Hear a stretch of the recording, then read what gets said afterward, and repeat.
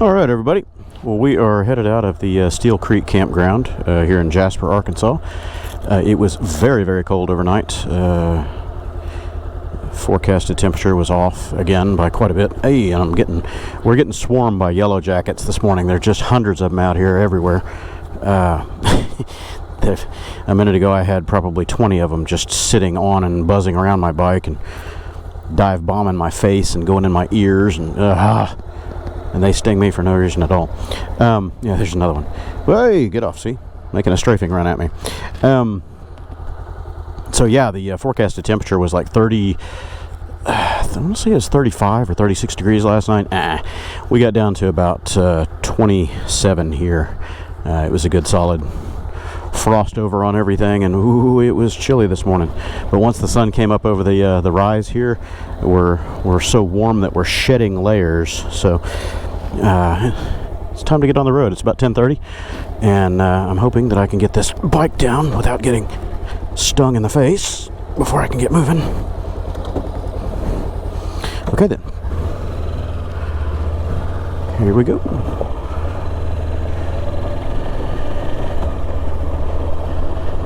Yeah, it's really pretty in here.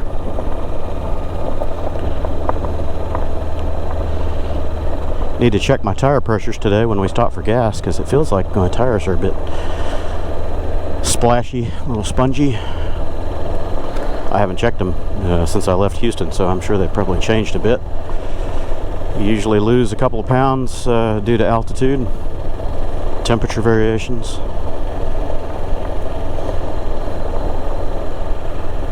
I'll take you on the ride up through this really twisty road leading out of here. I didn't have much battery last night, so I'm not sure how much of it I recorded on the way in.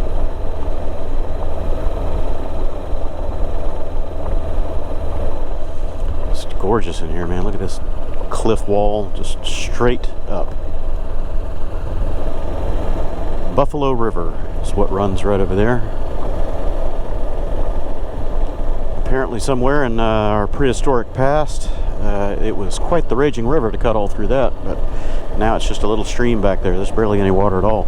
I was going to go set up a camera and just, do a long-term recording, let the battery run out 30 or 45 minutes or whatever of the water kind of rolling over the rocks, but there's not much water right now. It's pretty dry, and I'm out of battery on everything, so whatever.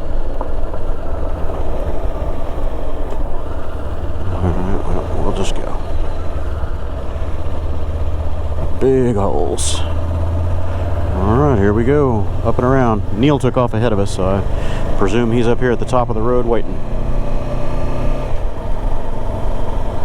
Coming down through here is quite the descent. Probably 600 or 800 feet. The GPS will tell me when I pull up my telemetry later.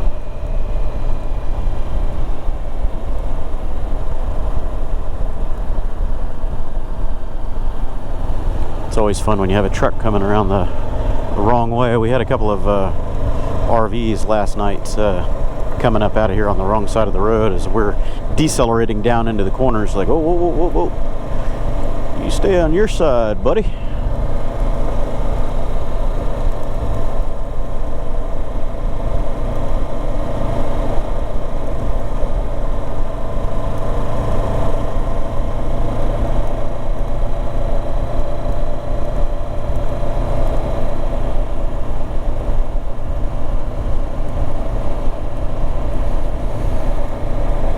Temperature's going to be great for riding today. I think we're going to get into the mid-60s or something like that.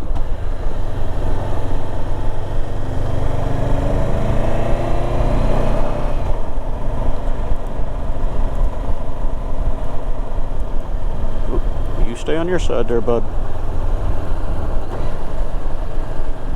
Ooh, giant holes. Ugh.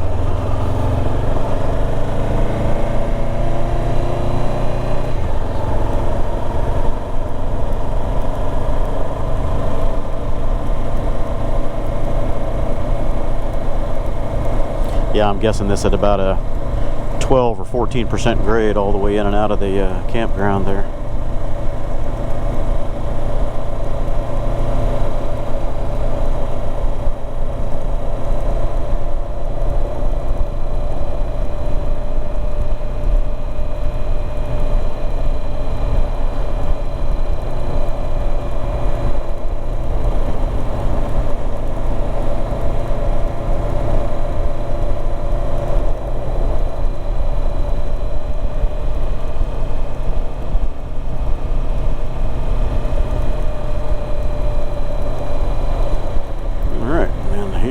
Here's the entrance.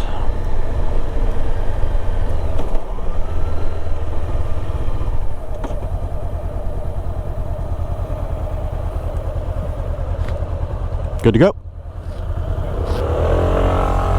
On ahead. Yeah, and then the hills leading up out of here is another several hundred feet. It's a pretty good elevation change.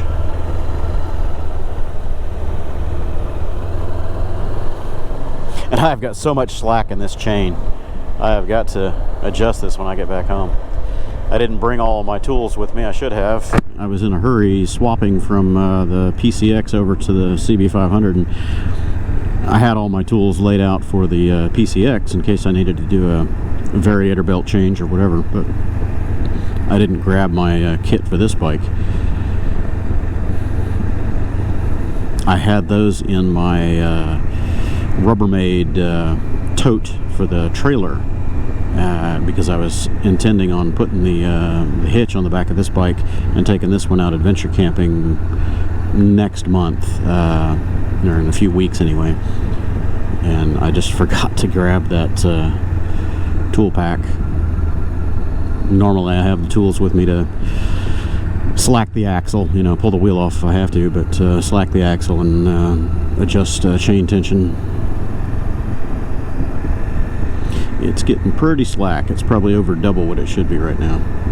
A lot of throttle lash.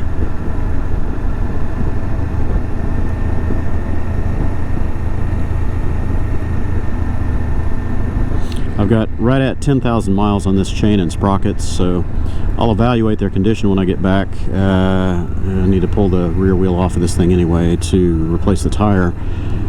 If the sprockets are worn, or if that's where my chatter, kind of chain or drive chatter is coming from, it could be that countershaft sprocket wearing out on its inner splines.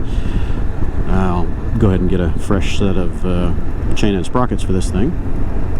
It's not cheap. You know, these good O-ring or ZX ring chain is what I have on here right now. I think it was 130 or 140 bucks, so they're not really cheap, but it's never good to put a new chain on old sprockets, or, you know, vice versa. So you're just going to wear them out faster.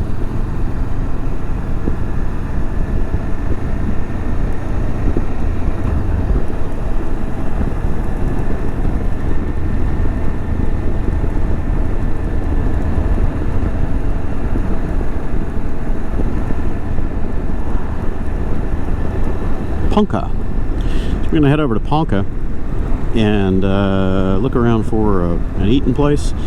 We stopped at a little mom and pop. It looked like a gas station. I don't remember if they even had pumps out front, but it looked like just a little box on the side of the road, and it was a great little restaurant.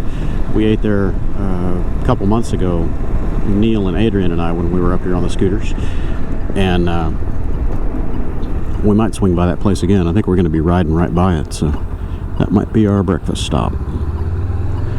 It's literally just a little convenience store slash restaurant.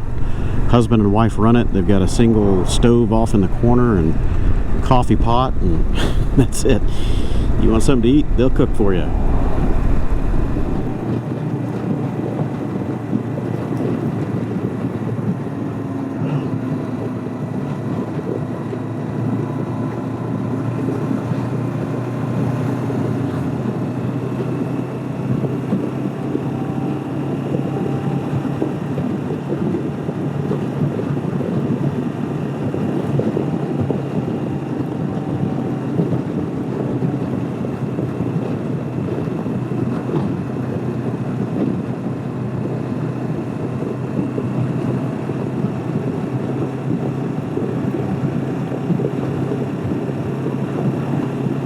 Little scooters are climbing pretty good, doing 40-ish. I don't know if they're tapped out.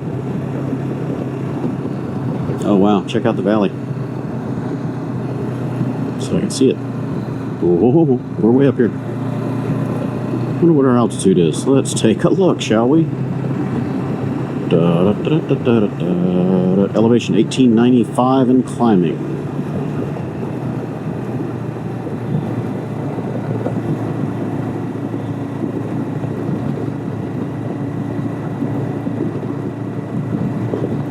I've always wondered how accurate these things are. They say GPS accuracy 20 feet. You never really know if that's true or not. I mean, is there a base level calculation that it needs to do? Because I've noticed a pretty significant difference between the GoPro GPS and the Garmin GPS. Sometimes up to 150 feet in elevation, 150 or 200 feet, when they both say that they're, you know, tracking all the satellites.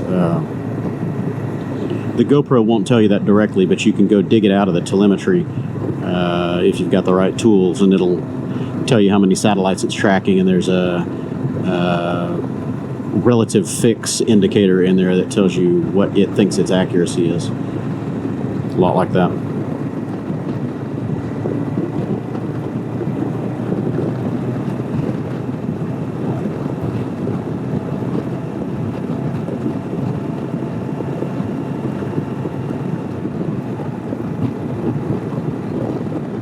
$21.97 and dropping now.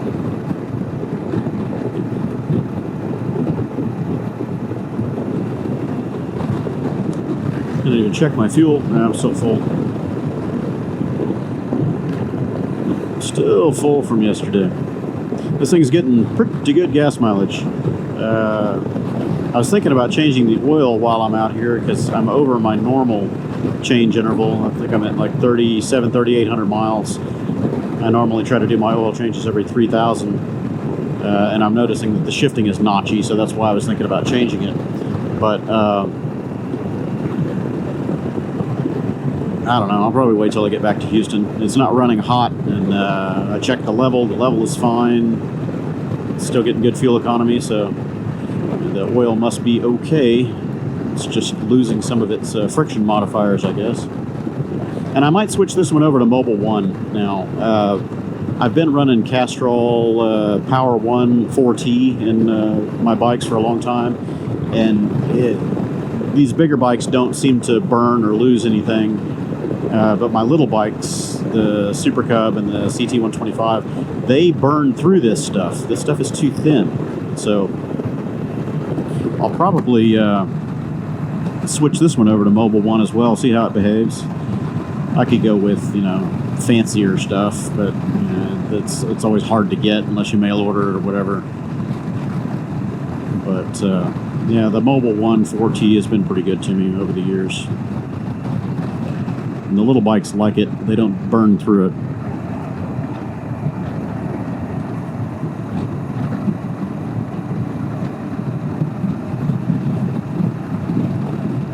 My SilverWing, I've run Rotella T6 in that thing forever, but I have noticed that that is a thinner base stock, and it tends to leak through seals. I don't know, it weeps through seals easier than petroleum-based oils do. So I might switch that one over to a different stock. It doesn't need the friction modifier, so you don't need 4T stuff. That's another reason why I use the Rotella. It is MA rated, but it's a diesel oil, so it's got real good high shear protection, high temperature protection, full synthetic, etc. But I might try something different in that bike. I need to get that one on the road, hopefully this fall.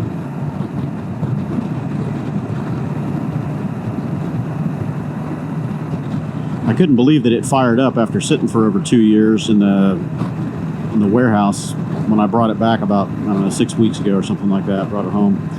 My starter, it's not my starter switch, it's the brake switches are geeking up. It's very strange. I don't think that they've got multi-positions in them. I thought, you know, brake on, that's going to allow the starter interlock to go. But it doesn't, and it's a very strange thing because if you pull the brake lever, you see the rear brake come on. The brake light comes on. but you can hit the start button and it won't start. You've got to hold the brake in and kind of wiggle it up and down and around and give it different levels of tension, and then suddenly the starter will kick. So I don't know what that is. I got to get in there and replace the switch, or figure out what's causing that little issue. But it fired up, old gas and everything. It ran fine. I rode it home. I need to suck that gas out of there and check my tank, make sure it's not all rusted up like my C3 was. If it's rusted up, I'll look around for a fuel tank, but I'll probably just refurbish that one, throw some vinegar, white vinegar in there, and BBs, and let it soak, shake it up, dump it out, clean it out real good, and put it back in service. Fuel pump seems to be fine. It's not making any noise, and it was able to chew through that nasty fuel, so I guess it's okay. I haven't replaced the fuel filter on that bike ever, so I need to go looking and figure out if it's an in-tank filter or if it's a in-line filter outside the tank. Sure be nice if it's in line. That's easier.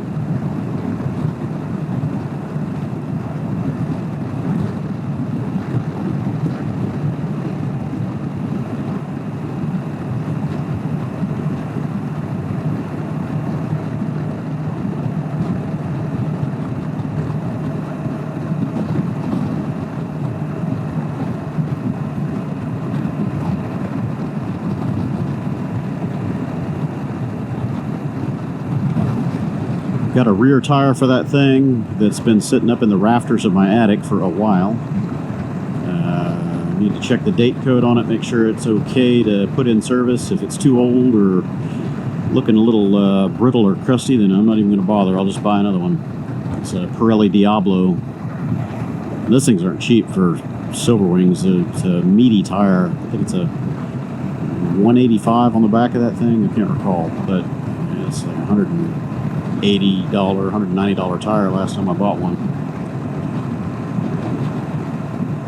The front is probably getting pretty old, so I'll just put a new set of shoes on it. Need to rebuild my brake master cylinders because they're weeping a little bit around the little rubber bellows on the piston. So those need to be rebuilt. I might just get new master cylinders complete. It's $130 or something like that. It's not that expensive. 110, 120, somewhere in that range. I've already got the rebuild kits, so I'll pull them apart and see how bad they look inside. If they're pitted or anything like that, yeah, I'll skip, just put new ones on there. It's not worth the trouble of rebuilding them if they're just going to leak. And I have one little spot, I think it's on the left side fairing pocket cover, where a little bit of brake fluid has dripped on there and it's bubbled up my paint. I'm not happy about that. I could probably find one of those lids at a salvage yard or at on eBay or something like that. It's almost a 20-year-old bike though. Parts are starting to get scarce for those.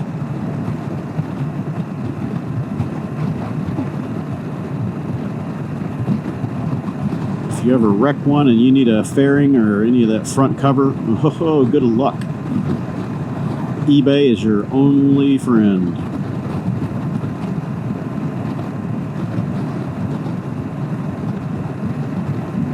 People that have the Reflex 250, they're in even worse shape because those bikes didn't sell here in the U.S. very long. I think it was only 3 years, maybe 4. And I'm in the forums a lot, and I see people talking about, anybody know where to get plastics for the Reflex? It's the predecessor to the Forza. Good luck. No, you'll pay more for plastics than you would for another scooter.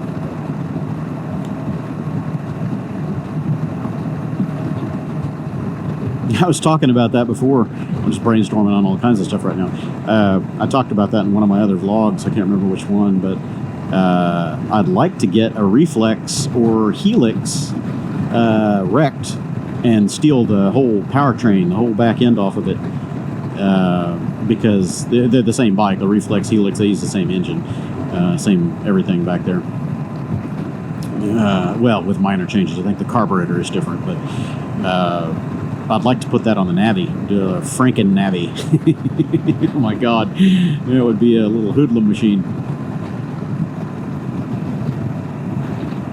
Probably have to make an adapter to space out the frame mount for the swing arm, you know, the pivot. I don't think the Navi's frame is wide enough for that, so it'd probably have to be an adapter bracket, and definitely have to get rid of well, no, the rear fender is part of the other drive assembly, so yeah, it would be much longer, probably 4 or 5 inches longer with that longer drive housing. I don't know how that would affect the handling. Obviously the brakes would have to be upgraded. I'm assuming the suspension, front suspension, would probably need to be upgraded. And Neil, oh, that's another good point. Neil was saying that he looked through the exploded diagrams of the Navi, and he said that it doesn't look like it's even oil damped front suspension. I don't know if that's true or not. I haven't even gotten into mine or looked at it. I've got the service manual, but he said it's just springs. That's it. There's not even oil damping and all that in there. That's interesting. So definitely need to put a different front end on the Navi. You would need the proper suspension and disc brake, at least in the front.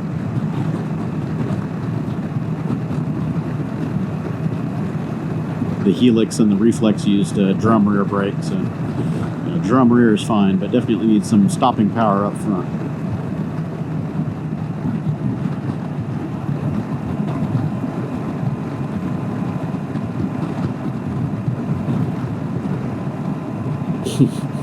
FrankeNavi, man, that'd be a fun project.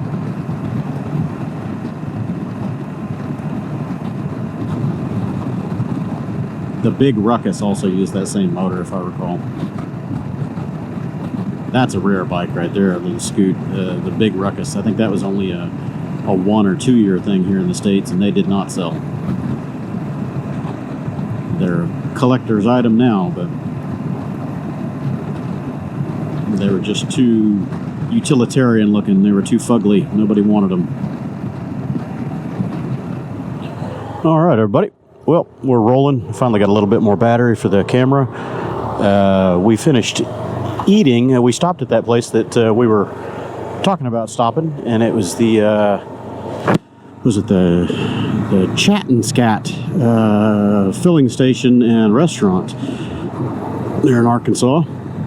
And always good food, real friendly people. It's a little mom and pop shop, and they've just got a little stove and a grill back in the corner, and they'll fix you up whatever you want to eat. They've got a menu, and they have daily specials, and today the special was creamy tomato soup and a 3-cheese grilled sandwich, and boy did that hit the spot. We had that, and we were super hungry because we hadn't had breakfast, so had a couple more sandwiches. Neil got a second grilled cheese sandwich, and I got I don't even know what it was. It was a fried bologna sandwich with everything on it. So lettuce, tomato, pickle, onion, you name it. It was pretty tasty. Sucked down about half a gallon of coffee and, and back on the road. So we're rolling through the still in the Ozark Mountains. I don't think we're down to the Ouachitas yet. We're just hitting some interesting scenic twisty roads here. We're on Highway 309 right now, and Doug is going to part ways with us down kind of I don't know, about probably 15 miles or so from here. We'll get down the mountain, and he's got to split off and head back home. He's got a friend or family emergency thing going on, so he's going to head back his way and try to get back. I don't know how many hours it's going to take him to get there, back to Joplin, Missouri, but it was great meeting him and riding with him. And he's going to be on the Cannonball next year, so I'm sure he's going to be comparing notes with everybody in the forums and figuring out gear selection and all that, because he mentioned that he's going to try to motocamp a good portion of the event like we are. So he might just be hitching along with us. Neil and Adrian and I will be sharing hotel room at least 3 nights of the Cannonball, where we're either really high altitude and Neil doesn't think that he wants to try to live outside at 9,000 feet or whatever it is, and the other times it's just nothing real ideal as far as a camping situation close by the official hotel. So if we don't stealth camp at the hotel like Adrian and I are known to do, then we might get a room another 1 or 2 of those nights. So we're thinking 3 nights we're going to be in a hotel. So Doug might be our 4th man hanging out. We'll just pull up a spot on the floor, and I'll sleep on the floor on my sleeping pad. I don't care.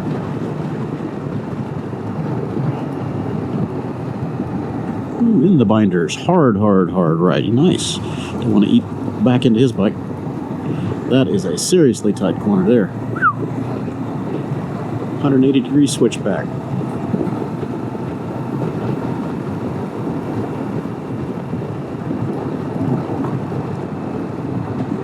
So that'll be a lot of fun next year. Of course, we're doing this trial run here in cold weather, and we're not going to have to worry about taking all the insulation and the crazy stuff for our camping next year, because it's going to be in June. So I would imagine the lowest temperatures we'll see overnight will be somewhere in the maybe the 50s, up at higher elevations or whatever. So should be pretty good.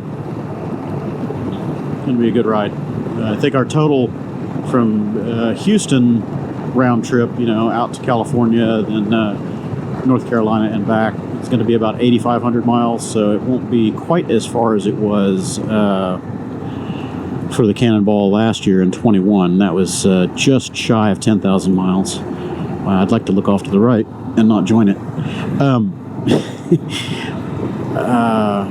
So this will be about 1,500, maybe 1,700 miles shorter, so that'll work. And it's only an 8-day event instead of a 10-day event, so we still have a couple, 3 days to get out to California, a couple, 3 days to get back from North Carolina. Bumpy.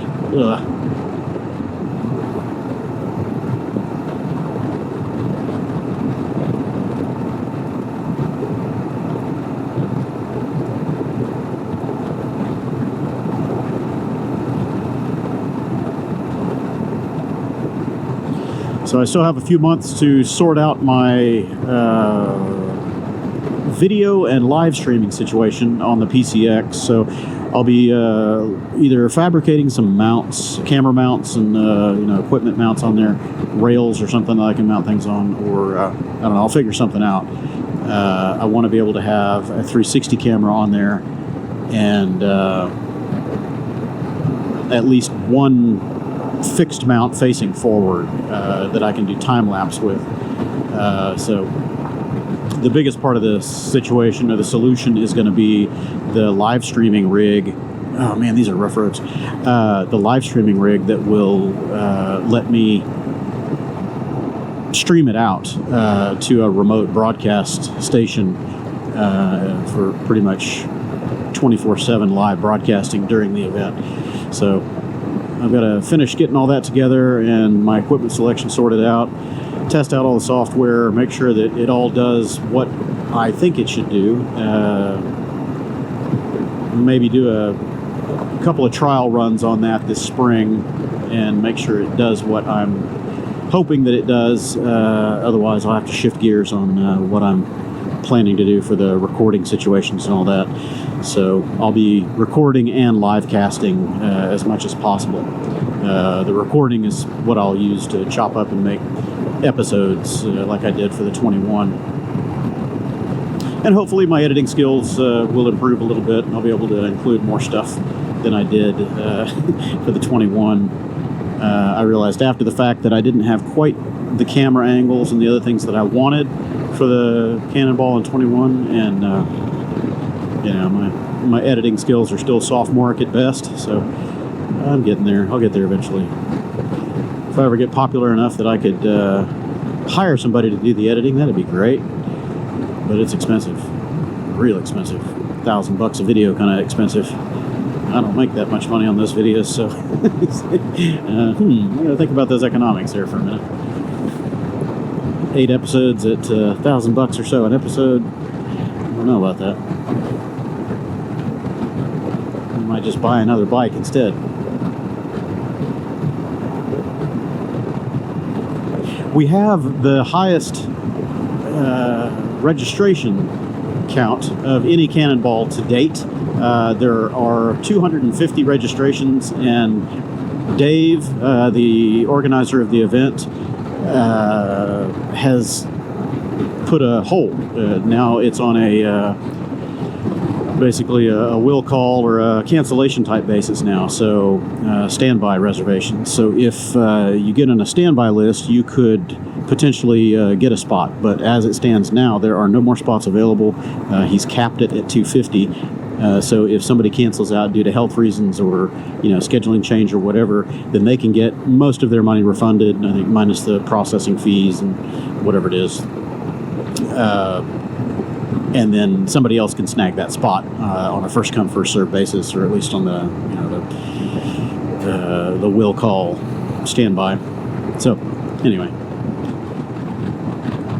I've had, just over the last couple days, I've had people send me notes, comments on the videos saying, I'm in, where can I sign up? That kind of stuff. Leaving comments on my last year's videos. And yeah, we're stuck. If you're not already in there, you're got to be on hold for a little while. Keep your fingers crossed. Keep your schedule open, and maybe Dave will decide to open up more spots above the 250. If not, then it's just waiting for somebody else to drop out.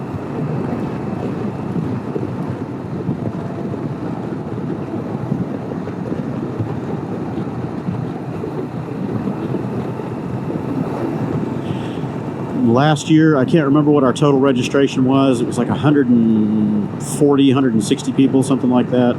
And I want to say 85 or 89 were at the registration lunch the previous day, or the day prior to the event, the orientation lunch, whatever you want to call it. And the starting line, I think, only had 70 something. So a handful of people didn't even make it. It was weird. And then we had high 30s, low 40s actually complete the event. So it was about a 50% attrition rate. It was pretty brutal on man and machine. A lot of seasoned riders were in last year, veterans to the Cannonball and veteran riders, period, used to long distance kind of stuff and endurance rides. But there were a lot of new riders as well, not just newbies to the Cannonball, but new period, very fledgling riders that hadn't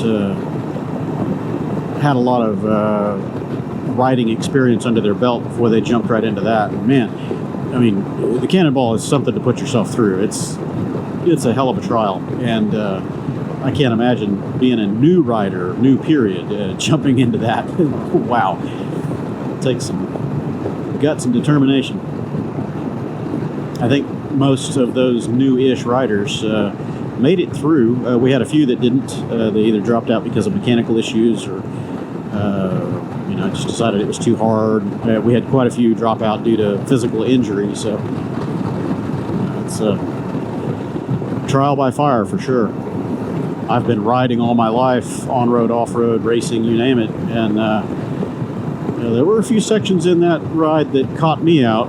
I was just surprised that there was so much off-road, but Dave does that to make it more challenging than just a leisurely touring road course. Kind of weed out the men from the boys, so to speak. But even on those, some of the road sections were very technical. I mean, highly technical riding, especially out in California. That was hardcore technical riding for any kind of motorcycle, let alone scooters. I was pleased with most of it. There were a few bad road choices, and I'm sure there are going to be a few bad ones for the 23, but hey, that's the mixed bag you get. It's Cannonball.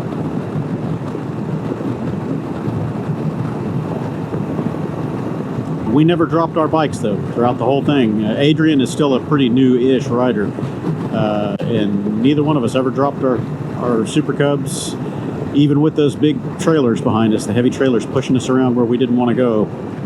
We didn't drop them. Came close quite a few times. We went off the road in the gravel and down into drainage ditches a few times, but I coached Adrian. I said, you know, if you feel the bike going off the road or you hit a crown gravel or something like that, do not steer out of it because you will go down. It's just physics are going to take over and you're screwed. And something just big hit me. What the hell was that? I mean, real big. Yeah, I told him, don't steer out of it, just ride through it. Just try to gently slow down. Don't use your brakes real hard. Just ride through it and keep the bike upright and straight, and you'll make it. And that's what we both did. It was funny because I was explaining that process to him, you know, about gravel riding and going off the road. And not more than about 2 minutes later after I had said that, I ended up going off because washboards, you know, just upset the bike and I didn't have any control of it and rode it out into the ditch. And it was deep. I mean, like 6-7 inches deep gravel. And I'm trudging through that, trying to get the bike out of it. I had to get off and run next to the bike, kind of pushing and digging in. It was bad. Didn't dump it though. Didn't dump it. I couldn't believe we didn't have any flat tires through all that. There were a lot of scoots that had flat tires, and with our narrow little pizza cutter tires that those Super Cubs have, we didn't have any flats. We got our tires down to where they were showing cords a couple times. Still didn't have a flat. So that was very fortuitous. Because when you've got the weight of that trailer behind you and you lose a tire, things can go sideways pretty fast. Literally, woo, sideways. It gets dicey. I found that out on the CT125 when I lost a tire running over that nail. But of course, that's a tube tire and it goes out, boom, you know, instant. There's no middle ground. Tubes just pop, game over. Catch you later, sir.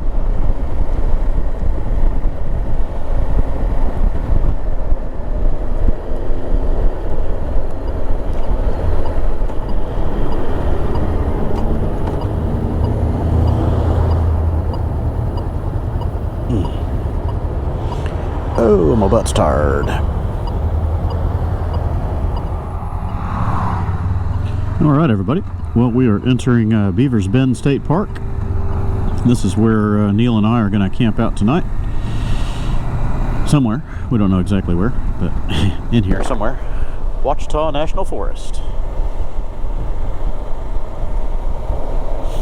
We came here for our first, well, through here, we didn't stay here, for our first scooter trip all together.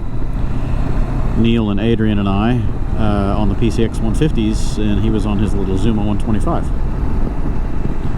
So from here, we'll probably, he was wanting to head down toward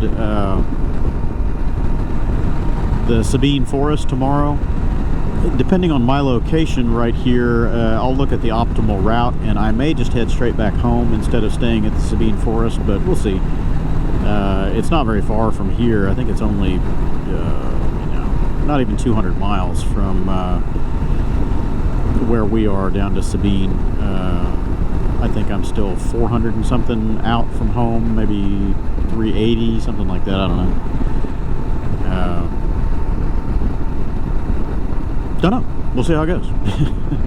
I'm starting to feel the need to get back home because of work, and I've got other things that are pending, waiting on me.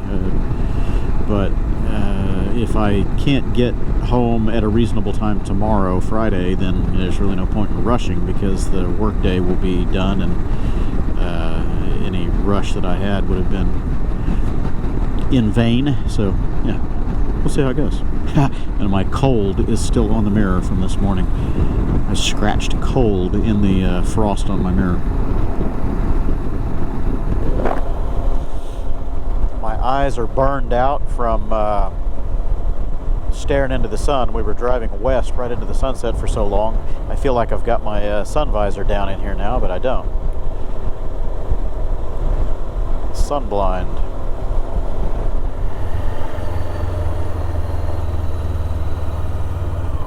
I think the office is probably closed by now. We'll go see if they are still open. We're just gonna have to go check in and, or set up a campsite and come back and pay in the morning. And oh, my butt's hurting. Ouch.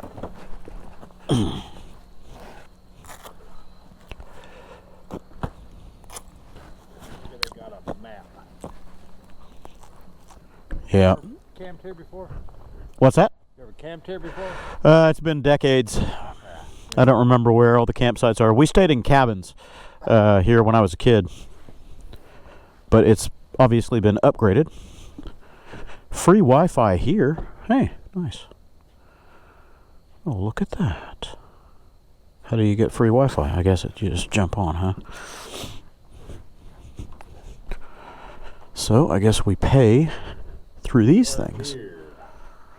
Does it work? Does it work? I don't see them lighting up. I think they're... Oh, wait. Yep. Oh, they're alive.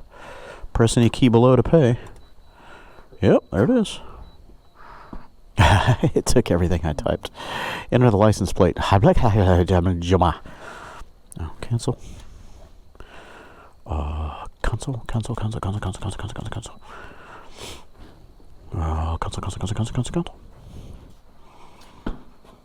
After hours check-in. Here's our stuff right here. Locate your last name. Well, we don't have that done in there. I'm looking at it says locate your last name. We don't have reservations. You are here. Tent camping. Tent camping. Okay, so look for a tent icon. Yep.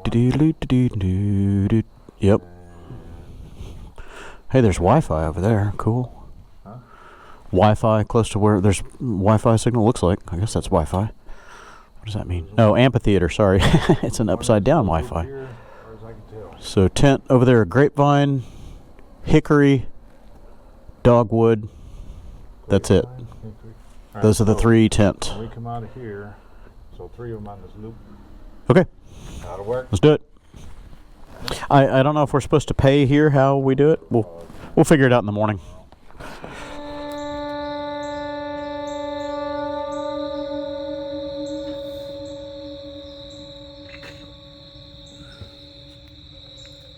We have no idea what that is. It could be dam spillway, because they do have a dam over here, or tornado siren testing, or what the heck are they doing?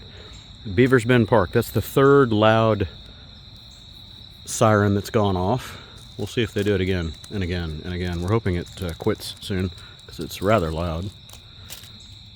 Nice serene nature, and then you get these klaxons going off for no reason. Okay. Right as I pushed stop on the record, it started again. That's the fourth one. So, what is that? Whatever it is, it's pretty close. And there are two separate horns. You can hear a higher pitched one in the background. Further away, it's more of a rising, falling. Is that park closing? Last call for alcohol? Or is the river coming to get us? The water is right down here. I'll take you guys down here. I don't know how well the video is going to record in such low light, but I'll bring it down here anyway. This one's longer than the last ones.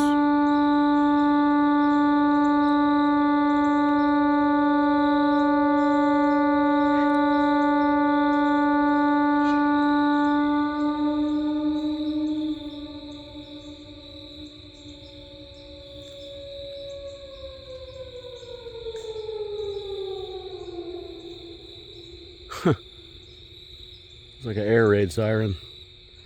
I have no idea what's coming. Could be the apocalypse.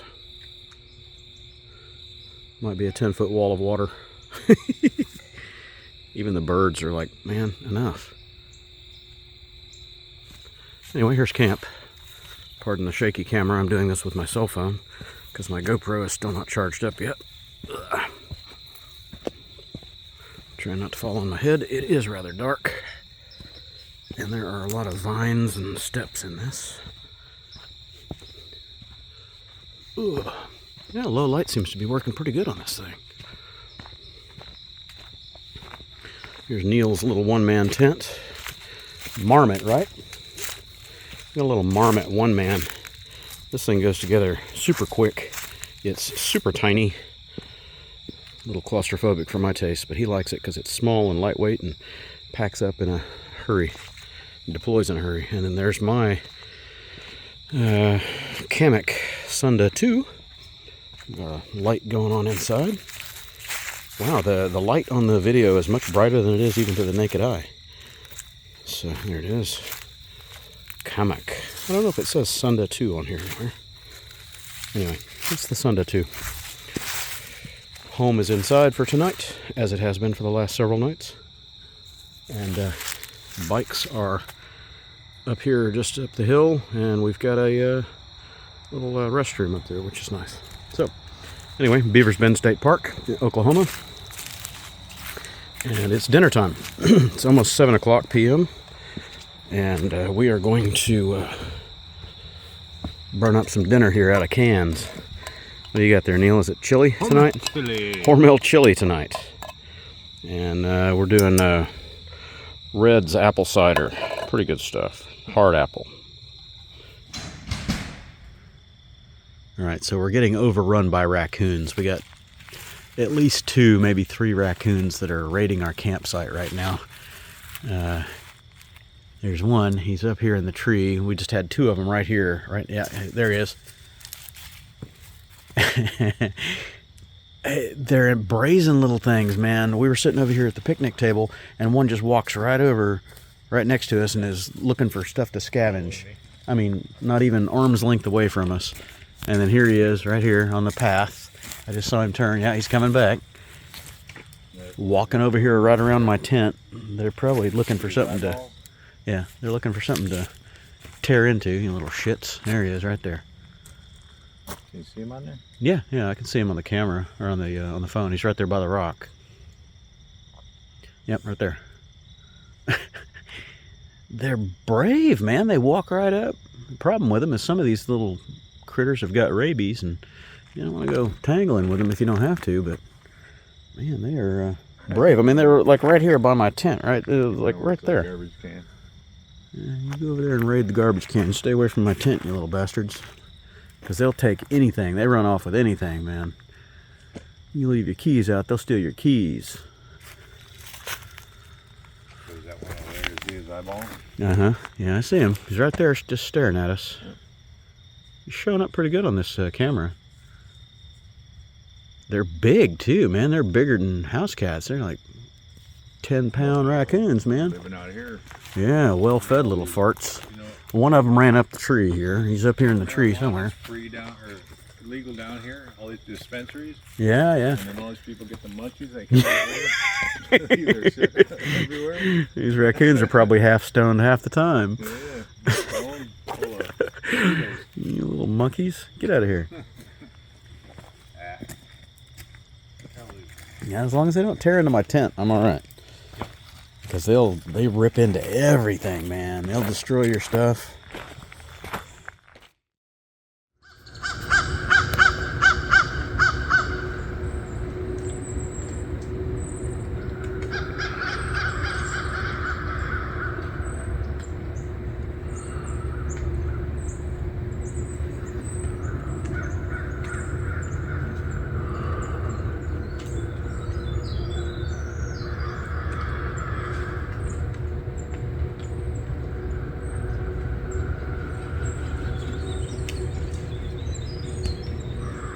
Well, good morning, all. Pre-dawn hours at Beaver's Bend State Park in, what are we, Broken Bow, Oklahoma. It's about, I don't know, 45, maybe 48 degrees out here, something like that. And we got the steam rolling off the water in the morning. That looks really cool. A little fog moving across the water. Pretty cool. I haven't looked at the map of this to know where the water goes. It doesn't really appear to be flowing. It's fairly still, so not really a river or anything, but it's beautiful out here. We've got our crows and everybody sounding off the wake-up alarms. Can't sleep in too long because they always roost right in the trees above you and start cawing and waking you up. Okay, it's light. I get it. I'll get up. All right, everybody. Welcome to our Friday morning. We've packed up camp. It's about around 10 a.m., something like that. I looked at the clock. What is it? Yeah, 10:01. Yeah, I got it right. Got everything packed up. We weren't supposed to be burning wood last night. Apparently there's a burn ban going on out here, despite how wet and moist everything is, but okay, whatever. We had a lady stop by and tell us there's a burn ban in effect, so don't burn wood. So we put that out, and now we are headed out of the campgrounds. We're going to go stop by the office up there and pay, because we didn't pay last night when we came in. It was closed, so we are off. So leaving Beaver's Bend in the Broken Bow, Oklahoma area.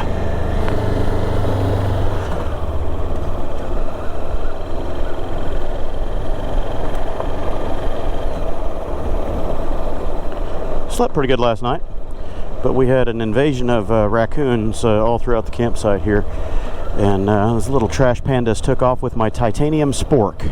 Little monkeys. It is gone. It had some chili, Hormel chili residue on it, and I guess they thought that smelled pretty good, and they took it for their collection. Little bandits. So I'm without my, I think it was Valterra was the brand. Really good titanium spork. Long-handled. It's cheaper than the Tokes brand, but it's basically the exact same. In fact, I think they come off the same assembly line. Got it on Amazon for, I don't know, $14 or $17 or something like that. It's pretty reasonably priced compared to Tokes. But yeah, anywho, we slept right down here, pretty much right next to the water. I got some good pictures of the morning fog over the water. It was pretty cool. There's a dam, I guess, down toward that end. I'm not sure which way the water flows, but this is pretty still water in this area. And last night we heard 6 loud sirens or klaxons, and we thought maybe that was a spillway alert, but I don't know. We never saw any change in the water unless we're on the upstream side of it. You just wouldn't notice from where we were. But anyway, it was a nice day. We had fun, minus the raccoons. They were entertaining for a moment, but I lost my sense of humor with them as they kept brazenly walking right up to us. I mean, they are so tame that literally one was walking right up, just about to climb up my pant leg, and I had to, stomp my foot and shoo it away. And the others were similarly curious, and they were just walking right over the table while we're sitting at it. And I mean, man, I'm going to talk about brazen little thieves. Oh, look, there's a rail right here. I don't know if you guys can see that in the camera. There's a little small scale railway right there. Cool. Maybe they did a tour on a little train through here. Deer. Oh, deer.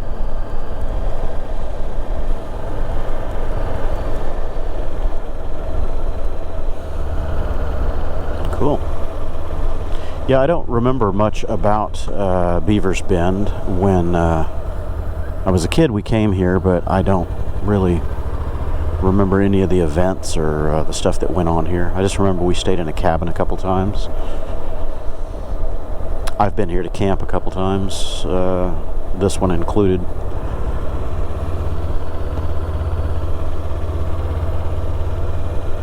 It's a nice area. Yeah, we could have camped over here. That's what Neil is pointing at. These are RV pads, but that's okay. That would have been nice, overlooking the water. Maybe a few less raccoons.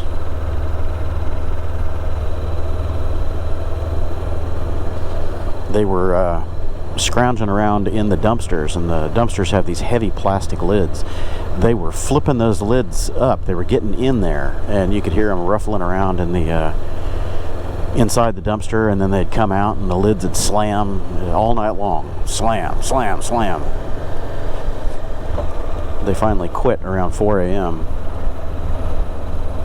I guess they found some good stuff in there.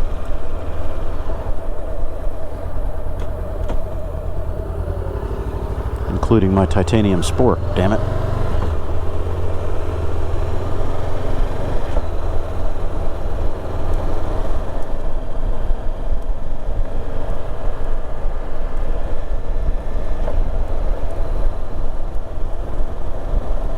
I need to get my chain tensioned up. I was discussing with Neil my ride plans this morning. I think I'm just going to truck it on home instead of going over to Shelbyville, because that'll add a couple hundred miles to my trip today. 150 plus anyway. So if I go to Shelbyville and stay in the little campground there overnight and then head home in the morning, that's, you know, still a 4-hour ride almost for me to get home, where if I just go home now, it's about a 5.5, 6-hour ride. So I'll probably just head straight on. We'll follow the same route for a while. Probably split off around 59. He's going to head towards Shelbyville, and I'll just stay on 59 and truck it on into the Houston area. Unless I see a better route here on the map that gives me a more direct path. We'll find out. Get on home. I need a shower and a shave, and I need to wash some clothes and clean everything up. I need to pull all the gear out too and let it dry, because it's been wet the last several mornings, so I need to let it dry out real good. Spray off the bottom of the hammock tent floor with some Lysol and disinfect everything and let it hang outside to dry.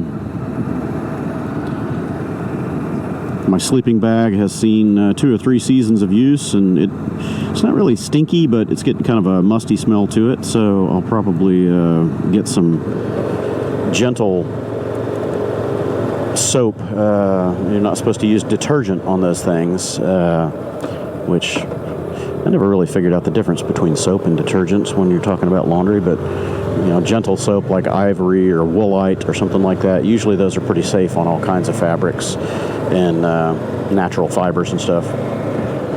Sleeping bags are generally 100% polyester, fill, you know, inside and out, unless you get a down sleeping bag. So they're fairly robust. You don't have to worry too much about washing them. You just don't want to use bleach. Typically what I use is baking soda and gentle soap, you know, either Woolite or Ivory or something like that, just a little bit to break up the dirt and the goo and the stuff. And then you don't want to dry them. You want to let them air dry.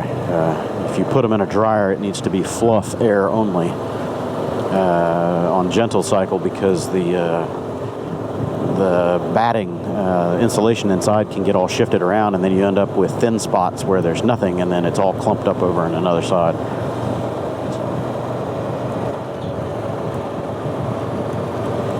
So I'll wash up all my gear and store it for the winter. I probably won't be taking any of this stuff out again this season.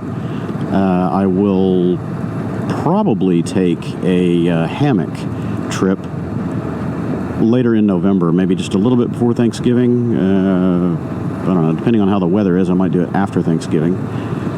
And I'll take out my cold gear for hammock camping, and I'll do a motocamp on one of the bikes, a 3-day weekend or something like that, where I'm just sitting somewhere and actually camping instead of road tripping like this. Oh, hey, nice hidden speed bump there. So I'll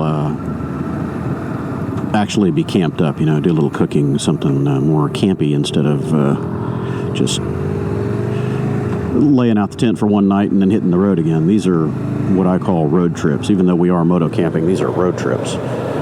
You're not sitting out in nature for several days at a time and make yourself comfortable at a campsite or whatever. I haven't done one of those in a while. I enjoy that because you can take cooked gear and you know, fresh food on your way out to the campsite and actually do camp cooking and You know, just sit and relax, and you're not worrying about setting up and tearing down and crushing miles every day.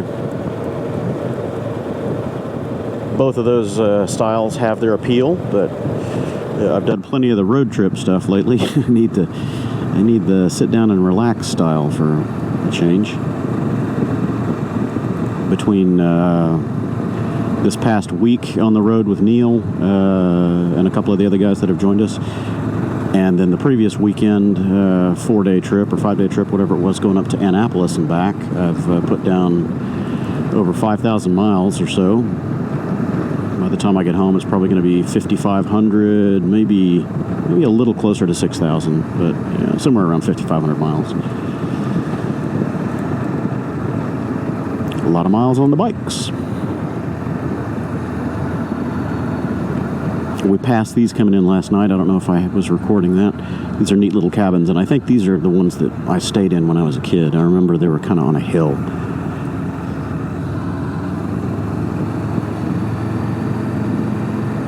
Could be mistaken, though. I don't know how long those have been there. Maybe it was another area and they've rebuilt, or who knows. Ooh, visitor center is busy. And they've got quadricycles over there. Check that out. I can't tell if they're electric or what. I would hope they're electric. If I'd want to pedal those things through here.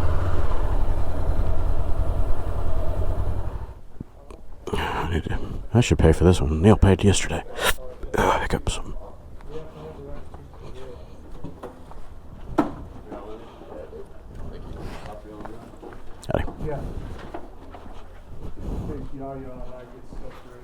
Burn ban. Ah, see, here's the burn ban notice. We didn't see burn ban anywhere that we were, so strange. Well, he's already in there. I'm not going to go in.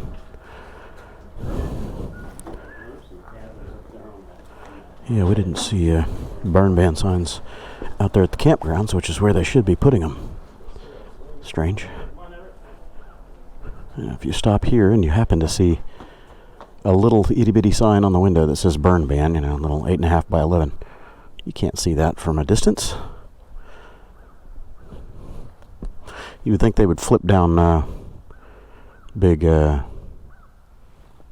placards or something on the direction signs down there saying burn ban, burn ban. Oh well. Ho-Chi-Town. Guess I could get a picture of the bikes here, huh? Commemorate our, was it 3 years ago trip that we did up here? Yeah. And we're right in front of it, so why not? Yeah, that's perfect. Back way up to get this. No parking. I'm going to get that in there, too. No parking. Watch me. Cool.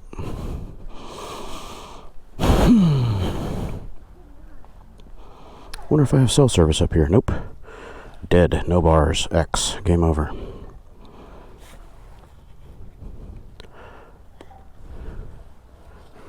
We did see a sign as we were pulling into the campground last night that said, before you set up in a campsite, you must go online and make a reservation at blah, blah, blah, whatever, ok.gov. And I'm like, okay, well, how are you supposed to do that if there's no connectivity here?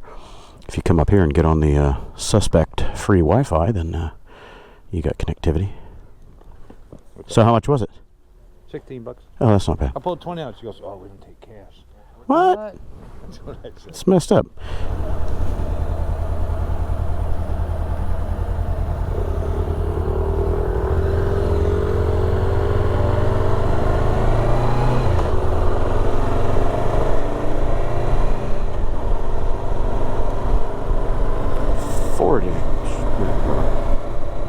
Forest Heritage? I don't know what that said.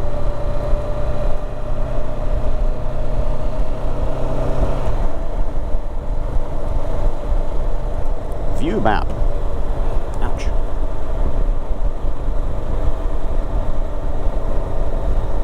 There's a twisty road for you. Look at that on the map.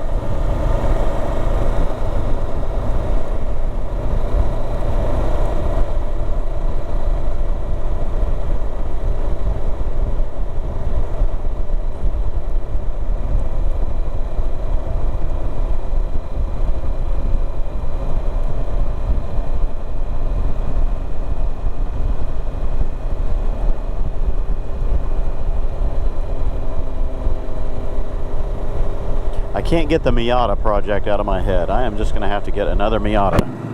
Little sports car. I thought about getting one of the Z3s, or I don't know. The Z3 was the older one. They might be Z4 now. I don't know what but they are. But BMWs tend to be a little bit pricey to maintain as they get older, and Mazdas don't. This little engines in those cars at 1.6 liter four-cylinder is just bulletproof, and the only thing that really seems to go bad on them is normal accessories like alternator, air conditioning compressor, stuff like that. If you got the automatic transmission, the transmissions are known for getting a little bit hitchy above 120, 140,000 miles, but the manuals are great. Yeah, as long as you're not ham-footed with your clutch and constantly burning it up, you can get a lot of miles out of those things. Replacing the clutch isn't cheap. You're looking at $800 or something, but I got gnats in my helmet. Get out. Get out, you little shit. 3 gnats right here inside my visor. Flying around my eyeball. So yeah, I don't know. The little Mazdas are great. The convertible tops on them go bad, so you have to replace your convertible top about every 8 or 10 years or something like that. But that's not too bad. I just want another little rag top because this fall weather just, I don't know, man. It's tickling my fancy to have another little roadster, go sport touring, sport camping kind of thing. Just toss a little tent and a little cook kit in the trunk. You can't put much in the trunk of those things, so there's your limit. Whatever fits in the trunk goes. Whatever doesn't stays home. I guess you could load crap in the passenger seat if you're going solo, but nah.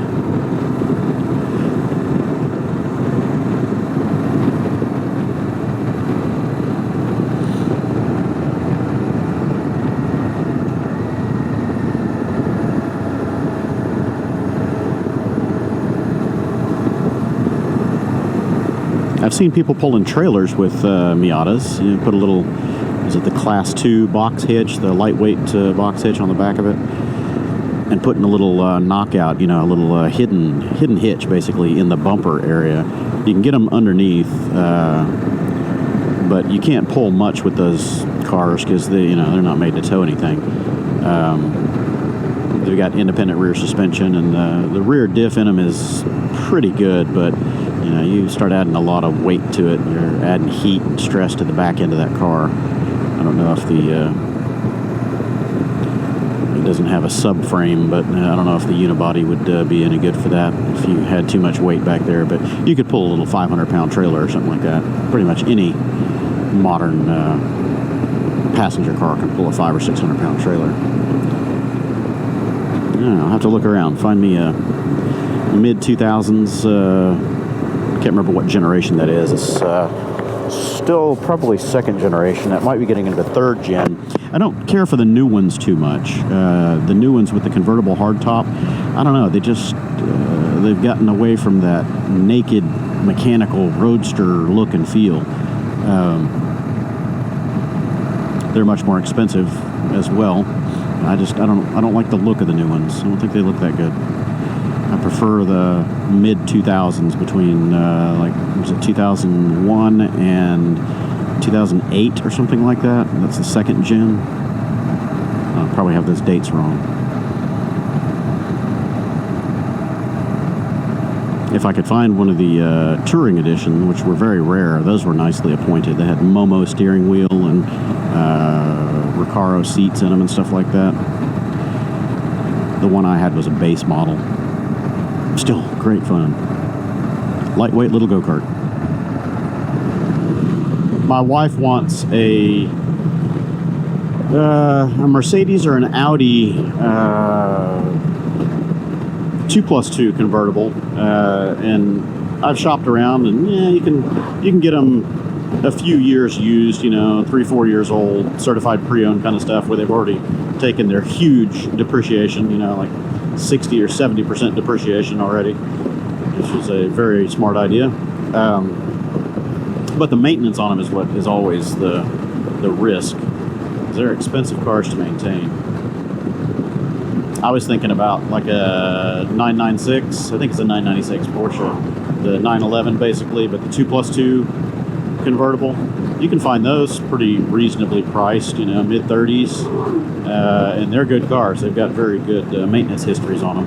Expensive when you have to fix them, but pretty reliable. I don't know. The problem with that is I would want a sports car, especially if it was a Porsche. I would not get an automatic or the Tiptronic or whatever. No way. That's sacrilege, man. It would have to be a manual, and my wife wouldn't drive it, so I guess it would just be my car. And if it's just going to be my car, then I don't need a 2+2.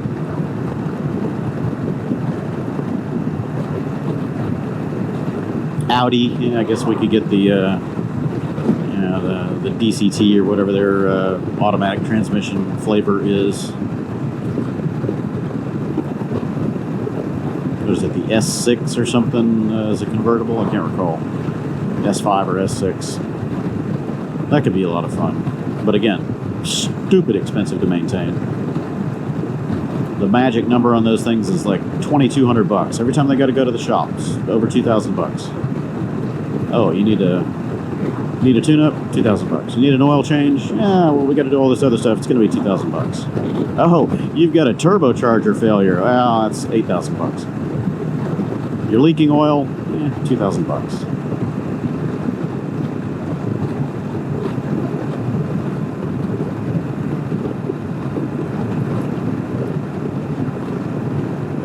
My M5 was that way too. God.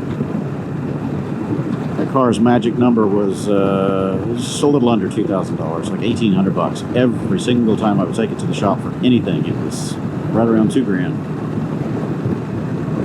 You want tires? Yep, it's $2,000. Need brakes? Yep, it's $2,000. Damn it! Oh, you just need an oil change this time? Ah, that's only $400. What? How much is oil? Oh no, it's not just oil. We gotta do this, we gotta do this, we gotta do this. I started doing the maintenance myself, but yeah, jeez.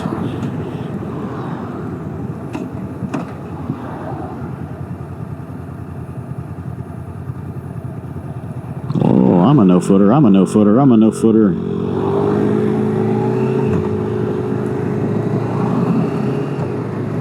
River cabins.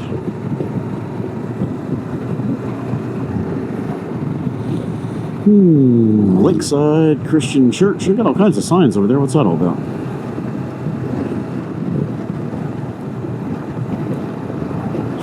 Oh, I can see now. I cleaned my my visor. I cleaned Neil's too. Our visors were just filthy. Mine was covered in campfire ash and soot because I had my helmet on the picnic table yesterday when we doused the fire, and all the ash plume that, you know, boils up, it just coated my helmet, and I had my helmet pretty much closed, but it was open a little bit, and you know, that stuff is so fine, it just coated the entire interior of my visor and the little sunshade inside. So when I wiped off the outside, I thought I was good. Nope. Nope. Every time I got into sunshine shining on the visor, it was just a glare fest, whiteout. Last night coming to the campground, I couldn't see anything, man. I had to open both visors. I was taking gnats in the eyeballs. It was awful. So I cleaned both of us up this morning, and Neil's like, wow, I don't even need a new helmet now. I guess he doesn't normally clean the inside of his face shield too. I broke out some Zeiss lens cleaner wipes that I take for all my camera gear and for the helmet, and scrubbed down the outside, scrubbed down the inside real good, and then used fresh ones to polish it up, make sure there's no crap left behind. Okay, well, welcome to southern Oklahoma.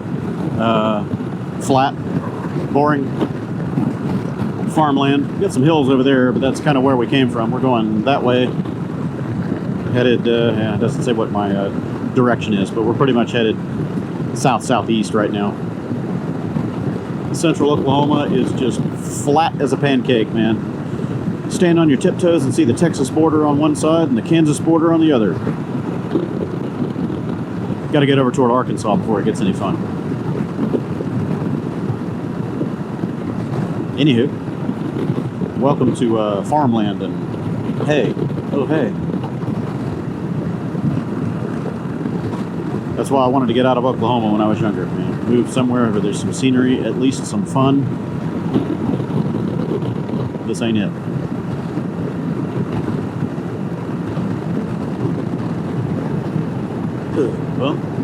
Bump. So my GPS has got me going off on 30 west here, and Neil is going straight on. I'll follow him for a little ways. I'll see what that does to my ETA. My ETA was 520 at this pace. Still rerouting. Yeah, it's saying I can come on down this way. ETA is still about the same, so I'll keep following him a ways. I'm not sure if my route is going to be any easier going inbound, you know, toward like the Waco area to make it down to Houston, or if it's going to be about the same, staying kind of on the west side of the state and curving over to 59. So ETA looks the same, so I'll keep on trucking.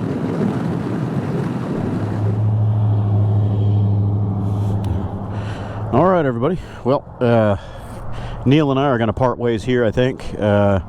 We stopped over and ate at the Boxcar Barbecue here. Real good barbecue place in Longview, Texas. And we went overboard. We had a piece of cheesecake. We should have skipped that. Oh, good God. I'm about to pop. But, yeah. I'm going to settle in. I'll be getting home about 6:30 tonight is my ETA. This is saying 6:03. So I'm about 4 hours out, 236 miles from home. And I'm just going to, you know, hit the major highways and crush the miles out, get it done. Neil is about 4.5 hours out, 5 hours? How far are you? How far are you from home? But you're not going home. You're going... 2 hours to the campground. Yeah, okay. So he's 2 hours to the campground. And still, you know, 4 hours plus beyond that from home. So he's going to camp out in... Coffee to drink, man. Yeah, he's going to go to Shelbyville and drink some coffee, he says. So. Yeah, little gloves on for the last time. Yeah, that's it. And those things need help. Yep, there we go. Shake it. All right. And check out his burned thumbs, all the cigarette, or not, fire ash. He was using these as fire gloves and shriveled his thumbs up and melted his thumbs. All right, I'll catch you later. Yeah, he was using that to move wood around and was realizing, hey, these things are not fire resistant, and they're apparently not full-on leather because they were shrinking something fierce when he got them hot. I was wondering if they had a little bit of plastic or polyester liners or something in them. Okay, so I got 1.7 miles or 3 miles, figuring on which one is going to be more accurate. I think I'm going to take Waze. It's probably a little more up to date. All right, everybody. Well, welcome back to my neighborhood. I didn't record much on the way in because it's just traffic and nonsense, and you know, it's Friday rush hour. Lots of boneheads behind the wheels of their 2- and 3-ton killing machines, playing with their cell phones instead of piloting that vehicle. So I didn't record anything. I just got around all those absent-minded folks that are too busy texting and whatever else they might be doing on my way home. It's my way home because I'm paying attention. Anyway, I made it back. The mileage, it's a good question. I have to play with this and not drive. 20,860 on the clicker.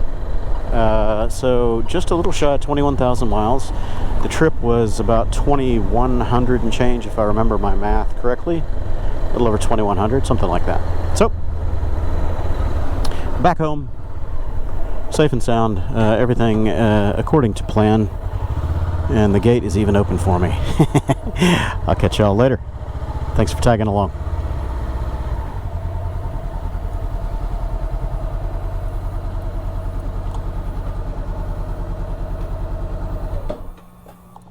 Oh man, my butt is seriously worn out.